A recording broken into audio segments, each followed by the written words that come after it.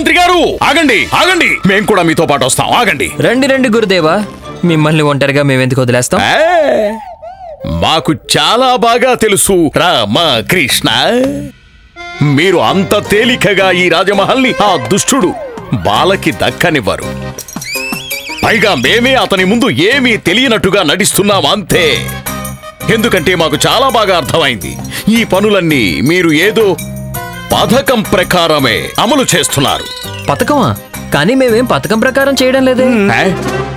మరైతే ఈ రాజమహల్ బాల సొంతం అయినట్టేనా?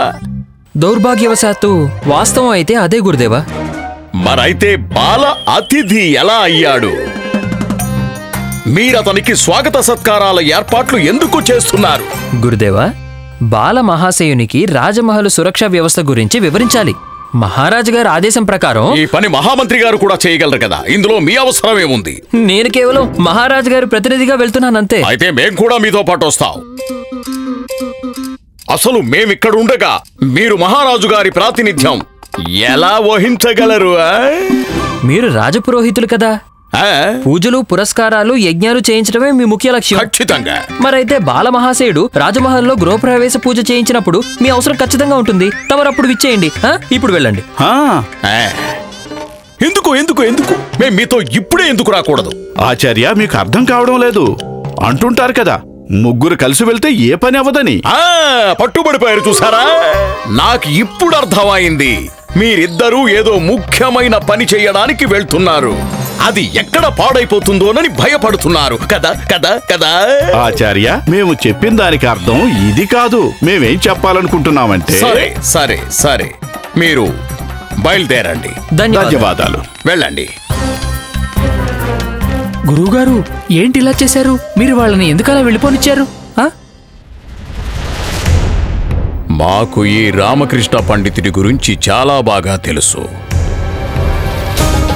ఖచ్చితంగా ఏదో యుక్తి ఆలోచించే ఉంటారు. మహారాజు గారు ఇంత సులువుగా ఆ దుష్టుడైన బాలకి రాజమహల్ని ఇచ్చేస్తారా ఏమిటి? మమ్మల్ని తనతో తీసుకువెళ్లకుండా ఆ రామకృష్ణ పండితుడు ఈ యుక్తి వల్ల కలిగే విజయశ్రేయస్సుని తానే పొందాలనుకుంటున్నాడు. కానీ ఇప్పుడు మీరు ఏం చేస్తారు గురువుగారు? మీరు కూడా చాలా దుష్టులు కదా. నా ఉద్దేశం ఏమిటంటే ఆ దుష్టుడు బాలను ఈ కుట్రలో విజయాన్ని సాధించేలా చేయరు కదా. గురువుగారు, మీరు కూడా మీ మహిమగల బుద్ధిని ఉపయోగించండి. ఉపయోగించవా? ఉపయోగించేశాం. మేం వాళ్ళిద్దరినీ వెంబడిస్తాం. బాలా బాలా బాలా, ఇన్ని దీపాలు నేను సంవత్సరం మొత్తం కూడా వెలిగించుండను, కానీ ఇక్కడ ఒక్కరోజు ఇన్ని వెలిగించారు.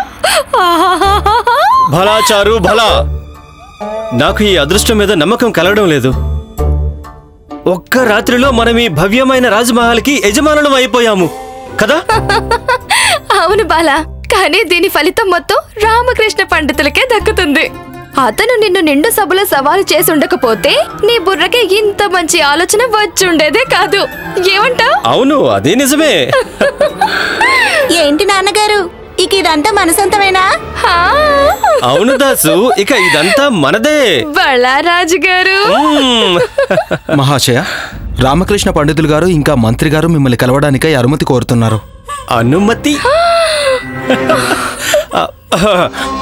తప్పకుండా వారిని రమ్మని చెప్పండి. అలాగే. ప్రణామాలు బాలమహాశయ. ప్రణామాలు. మేము విజయనగర రాజ్య మహామంత్రి తిమ్మర్సు రాజ్మహల్కి మీకు స్వాగతం పలుకుతున్నాం. మేము ఈ రాజమహల్కు సంబంధించిన సురక్ష వ్యవస్థ గురించి కొంత సమాచారం మీకు అందించడానికి వచ్చాం. మహామంత్రి గారు, మీరు రేపు ఉదయం రండి. ప్రస్తుతం మాకు బాగా అలసటగా అనిపిస్తోంది.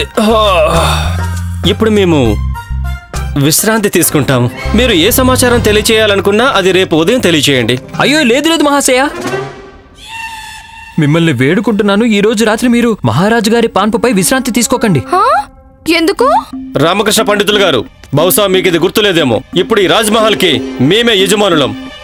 పైగా ఈ రాజ్మహల్లో ఉన్న ప్రతి వస్తువు మీద మాకు అధికారం ఉంటుంది. మాకు ఎలా కావాలంటే అలా వాటిని ఉపయోగించుకుంటాము.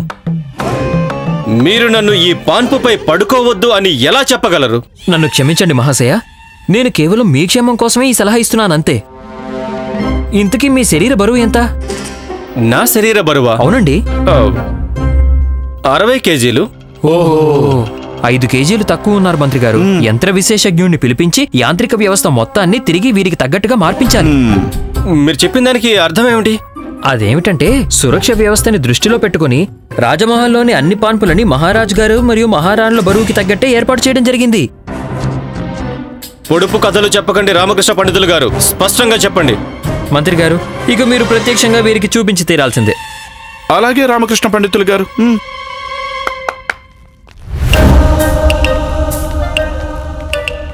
మీరు ఏం నిరూపించాలనుకుంటున్నారు? స్వయంగా మీరే చూడండి. పెట్టండి.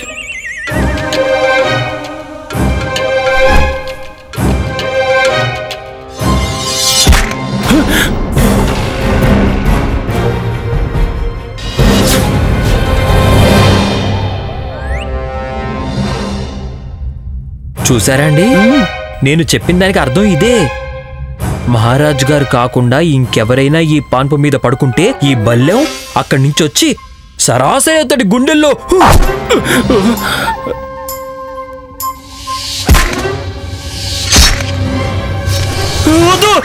అయ్యయ్యో, వీరు భయపడినట్టున్నారు మంత్రి గారు. తీసుకెళ్ళిపోండి, వెంటనే బొమ్మ తీసుకెళ్ళిపోండి, దూరంగా పెట్టండి. తీసుకెళ్ళిపోండి. బాలమహాశయ, మీరేం దిగులు పడకండి. మేము రేపే మా యంత్ర విశేషకుడిని పిలిపించి దీన్ని మీకు అనుగుణంగా మార్పిస్తాం. సరే, ఇక సురక్ష వ్యవస్థల గురించి మేము మీకు రేపు వివరిస్తాం, సరిగ్గా తమరు ఆదేశించినట్టు. ఇక మేము మీ ఆదేశాన్ని ఎలా కాదనగలము? ధన్యవాదాలు. లేదు, రేపు కాదు, మీరు ఇప్పుడు అన్ని సురక్ష నియమాలు తెలియజేయండి, ఇప్పుడే. అలాగేనండి, తమరు ఎలా చెప్తే అలా. రండి రండి రండి.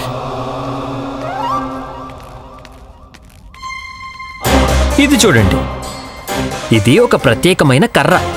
దీన్ని ఆకస్మిక పరిస్థితుల కోసం ఏర్పాటు చేశారు. ఎవరైనా తలుపు బయట నిలబడి మీ మాటలు వింటున్నారేమో అనే అనుమానం మీకు కలిగితే ఈ కర్రని లాగాలి. అయ్యో, ఏం కాలేదు కదా? అవును, ఏమీ కాలేదు. అయ్యో, ఏంటి దాసు గారు మీరు చేసింది? దీన్ని ఆకస్మిక పరిస్థితుల్లో మాత్రమే ఉపయోగించాలి, లాక్కుండా ఉండాల్సింది కదా.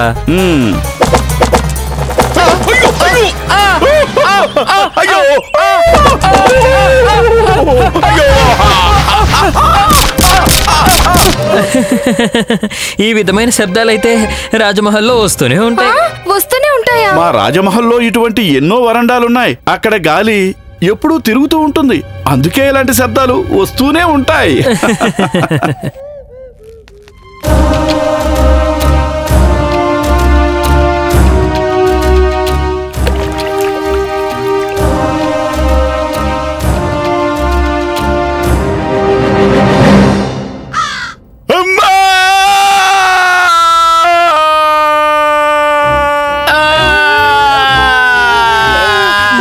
అవే శబ్దాలు. అయ్యో, మేము మీతో చెప్పాం కదా గాలి తిరుగుతూ ఉంటుందని. కానీ ఇలా మహారాణుల గదిలో కూడా జరుగుతుందా?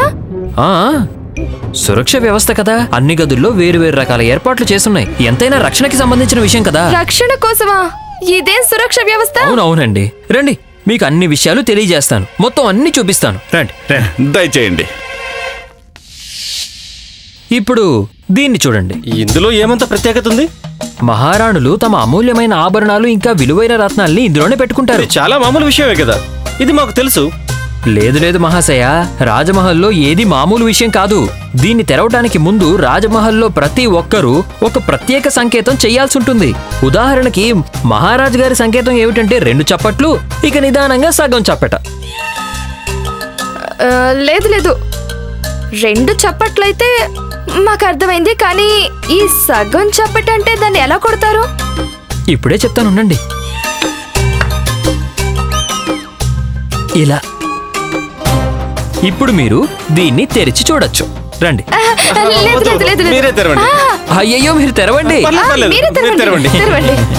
భయపడ్డారు, నేనే తెరుస్తాను.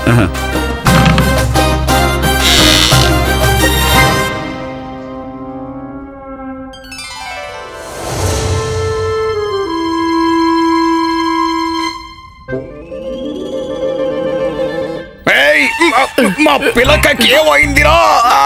మీ పిలక వంకరగా అయిపోయింది గురువు గారు. ఎలా? ఎప్పటి నుంచి? చాలా సేపటి నుంచి గురుగారు. మరి మాకు ముందే ఎందుకు చాలా చెప్పాలా? అందంగా ఉంది గురువు గారు, అందుకే చెప్పలేదు. అందుకే చెప్పలేదు గురువు గారు. కానీ గురుగారు చూస్తుంటే మీ పిలక మళ్ళీ మామూలు అవుతుందని నాకు అనిపించడం లేదు. చూస్తుంటే మీరు ఈ వంకర పిలకతోనే మీ మిగిలిన జీవితాన్ని గడపాల్సి ఉంటుందేమో గురువు గారు. నోర్ముయండ్రా మూర్ఖులారా, పిలక గురించి తర్వాత ఆలోచిద్దాం. లోపల ఆ రామకృష్ణ పండితుడు గుట్టు చప్పుడు కాకుండా ఏం చేస్తున్నాడో ఏమిటో. ఖచ్చితంగా ఏదో రహస్యం ఉంది. వెంటనే లోపలికి వెళ్లి తీరాలి. కానీ గురువుగారు మీరు ఈ పరిస్థితుల్లోనే ఇంకా వెళ్తారా? ఏ పరిస్థితిలో వెళ్ళాలరా? పదండి. అలాగే పదండి. ఇవన్నీ మావేనా? అవును దాసు, కానీ వెనకే ఉండి చూడు. ఆహా, ఇవన్నీ నిజంగా మీవే. మరైతే ఎలా అయితే మీరు చెప్పారో ఆ విధంగా 2 పూర్తి చప్పట్లు, ఒక సగం చప్పట కొట్టకపోతేను? అది నిజమే. ఇది నేను మీకు చెప్తాను. ఒకవేళ మీరు చప్పట్లు కొట్టకపోతే అప్పుడు దీని పరిణామం ఎలా ఉంటుందో చెప్తాను. రండి. చూడండి.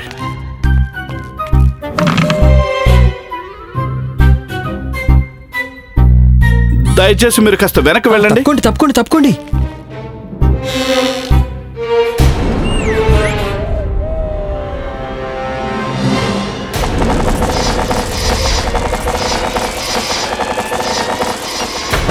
అయ్యో గురుదేవా! ఆచార్య!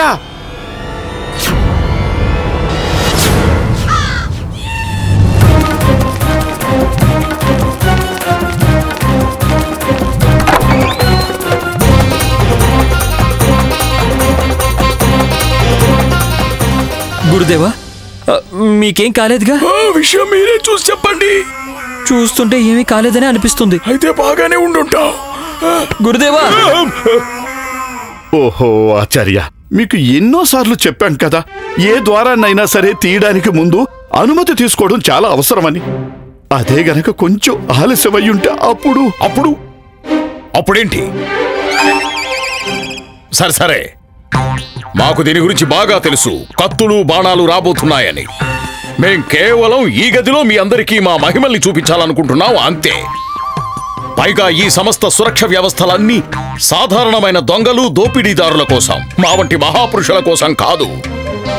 చూసావమని మళ్ళీ మొదలయ్యాయి పూజ్యులైన మన గురువు గారి ప్రవచనాలు.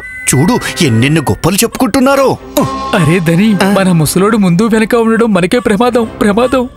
ఈయనకి ఎంత దూరంగా ఉంటే మనకి అంత మంచిది. రండి, నేను మీకు సురక్ష కిటికీ గురించి తెలియజేస్తాను. రండి. పదండి. వెనకే ఉండండి. ఇదే ప్రత్యేకమైన సురక్షా కిటికీ. ఎప్పుడైనా వికట పరిస్థితి ఏర్పడి ఎవరైనా దుష్ట అపరాధి సురక్షా నియమాలన్నీ దాటుకుని ఒకవేళ మీ గదిలోకి ప్రవేశిస్తే అప్పుడు అతన్ని ఈ కిటికీ ఎదురుగా నిలబెట్టేయండి.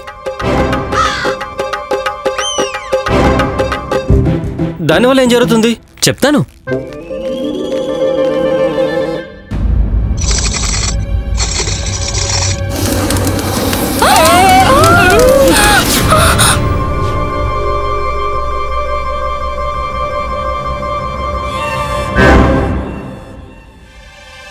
అయ్యో ధనిమణి, మీరు కిటికీ ఎదురుగా ఎందుకు నిలబడ్డారు? చూడటానికి సురక్ష కిటికీ ఎలా ఉంటుందో చూద్దామని. చూసారా? చూసాము. చాలా చక్కటి ఫలితం కూడా దక్కింది. సాక్షాత్తు నరకమే. ఇక మేము ఇక్కడ ఒక్క క్షణం కూడా ఉండము.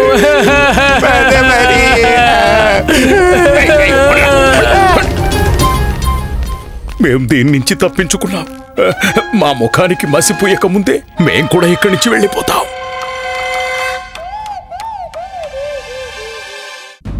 రామకృష్ణ పండితులు గారు, మీ ప్రదర్శన సమాప్తం అయ్యిందా లేక ఇంకా ఏవైనా సురక్షా వ్యవస్థ మిగిలి ఉందా? బాలాగారు, ఇంకా చాలా ఉన్నాయి. రాజమహల్ కదా, ఇక్కడ అడుగడుగునా ఇటువంటి ఏర్పాట్లు చేయడం చాలా ముఖ్యం. ఆహా, రామకృష్ణ పండితులు గారు, మిమ్మల్ని వేడుకుంటున్నాను, మీరు ఇప్పటికిప్పుడే యంత్ర విశేషజ్ఞుడిని పిలిపించి ఈ సురక్ష వ్యవస్థలు అన్నీ పనిచేయకుండా చేయమని ఆదేశించండి. చూడండి, మేము మామూలు మనుషులమే కదా, మాకు ఇటువంటి సురక్ష ఏర్పాట్లు అవసరం లేదు. మేము వంటగదిలో అయినా పడుకుంటాం. వంటగదిలోనా?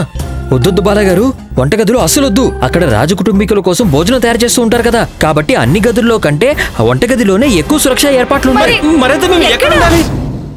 అదే కదా, ఎక్కడ పడుకుంటారు? సేవకుల గదిలో అయితే పడుకోకూడదు, వరండాలో కూడా పడుకోలేరు, వంటగదిలో పడుకోలేరు. మరి మీరు పని చేయండి, మీరు సేవకుల స్నానాల గదిలో పడుకోండి. ఏమిటి రామకృష్ణ పండితులు గారు మీరు మాట్లాడేది? అక్కడ సేవకులు అందరూ స్నానం చేస్తూ ఉంటారు, చేతులు కడుక్కుంటుంటారు. మరి మురికి నీళ్లు, ఎంగిల్ నీళ్లు, ఆ నీళ్ళన్నీ వీళ్ళ మీద పడొచ్చు కదా. నిజంగానే చాలా పెద్ద సమస్య వచ్చి పడింది మంత్రి గారు. కానీ మనం మాత్రం ఏం చేయగలం? రాజమహల్లో సేవకుల స్నానాల గదిలో మాత్రమే ఎటువంటి సురక్షా వ్యవస్థ ఏర్పాటు చేయలేదు. కాబట్టి మీరు అక్కడే పడుకోవాల్సి ఉంటుంది. మేము మీకోసం చాపలు అవి ఏర్పాటు చేస్తాం. లేదు, మేము అక్కడే పడుకుంటాం. మీరు మాకు కేవలం అది ఎక్కడికి ఎలా వెళ్ళాలో దారి చెప్పండి చాలు. అలాగేనండి. ఇక్కడ నుంచి ఇలా వెళ్ళి కుడివైపుకి తిరగాలి, తర్వాత కుడివైపుకి తిరగాలి, అక్కడ నుంచి సూటిగా వెళ్తే చేరుకుంటాం. కుడివైపుకి.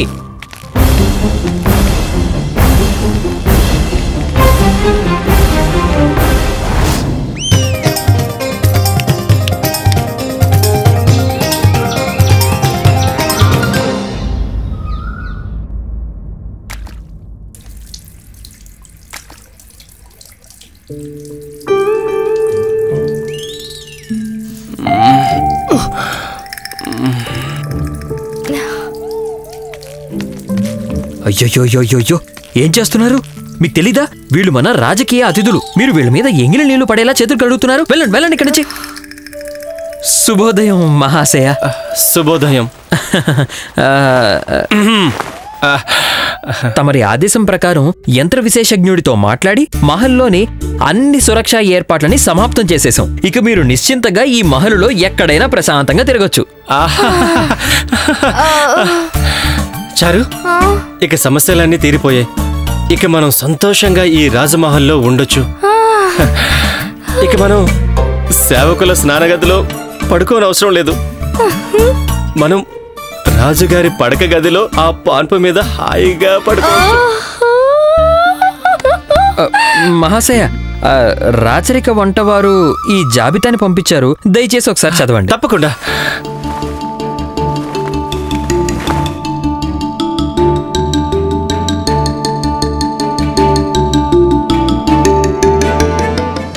ఏమైంది? ఓరి భగవంతుడా, ఇదేంటి అంటే అదే కదా మిమ్మల్ని అడిగేది. మీరెందుకింత దిగులు పడుతున్నారు? 500 సేర్లు శుద్ధమైన నెయ్యి, 600 సేర్లు బియ్యం, 200 సేర్లు మిరపకాయలు, పప్పు, 1000 సేర్లా? ఇది కేవలం ఒక రోజుకి మాత్రమే. ఇది ఖర్చులకి కావాల్సిన ధనం యొక్క లెక్కలు. 10,000 బంగారు నాణాలు రాజమహల్లోని సురక్షా భటులకి జీతం, 5,000 బంగారు నాణాలు సేవకుల జీతం, 5,000 బంగారు నాణాలు రాజమహల్ ఖర్చుల కోసం. అవును. అయ్యో భగవంతుడా, మరొక జాబితా కూడా ఉంది. ఇదిగోండి.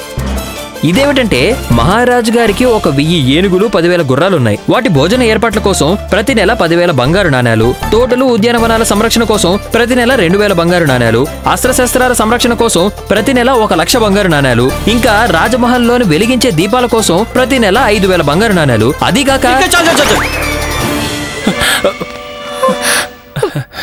మనం ఏనుగును తెచ్చిపెట్టుకున్నట్టు అయిపోయింది చారు. అది కూడా తెల్ల ఏనుగు. ఈ ఏనుగును త్వరగా వదిలించుకొని తీరాలి, లేకపోతే ఏనుగు మనల్ని మింగేస్తుంది. ఏనుగు, తెల్లేనుగు, అసలు ఏంటి నువ్వు మాట్లాడేది? అరే, ఈ రాజమహల్, ఇది రాజమహల్ కాదు, ఈ ఏనుగు. ఈ ఏనుగుని పోషించడం మన వల్ల అయ్యే పని కాదు. అయితే మనం ఈ ఏనుగుని అమ్మేద్దాం. దాంతో మనం ధనం సంపాదించి ఇక్కడి నుంచి పారిపోతాం. హాస్యాలు ఆడుతున్నావా ఏంటి? విజయనగరంలో ఉంటూ విజయనగర మహారాజుని మోసం చేసి దక్కించుకున్న రాజమహల్ని మన నుంచి ఎవరు కొట్టారు? అంటే దీని అర్థం మనం తీసుకున్న గొంతును మనమే పడ్డామా బాలా? ప్రణామాలు మంత్రి గారు. ప్రణామాలు రామకృష్ణ పండితులు గారు. ప్రణామాలు బాలమహాశయ. ప్రణామాలు. ప్రణామాలు ప్రణామాలు. రాజమహల్లోని మీ మొదటి రోజు చాలా సంతోషంగా, సుఖంగా, ఆనందదాయకంగా గడిచిందని ఆశిస్తున్నాం. నేను మహారాజు గారిని కలవాలి. కానీ ఎందుకు? మీకు ఏదైనా అసౌకర్యం కలిగి ఉంటే మాకు చెప్పండి, నేనే దాన్ని పరిష్కరిస్తాను. చిన్న చిన్న విషయాల గురించి మహారాజు గారిని ఇబ్బంది పెట్టడం. ఏమైనా పొరపాటు జరిగిందండి? చెప్పండి. అయ్యో లేదు, నేను మహారాజు గారినే కలవాలి. తమకి ఏది సబబు అనిపిస్తే అలా. ఇంతకీ రామకృష్ణ పండితులు గారు మీకు ఖర్చుల జాబితా అందజేశారు కదా? దయచేసి దానికి కావాల్సిన ధనాన్ని అందజేయండి. అవన్నీ తర్వాత. ముందు నేను మహారాజు గారికి కలవాలి, దాని తర్వాత ఇవన్నీ చూస్తాను. బాలమహాశయ, మీరేమో మా రాజమహల్లో ముఖ్యమైన అతిథులు. మీతో కుదరదని చెప్పలేం కదా. తమకి ఏది మంచిదనిపిస్తే అలా. మీరు మహారాజ్ గారితో నా గురించి ఫిర్యాదు మాత్రం చేయకండి.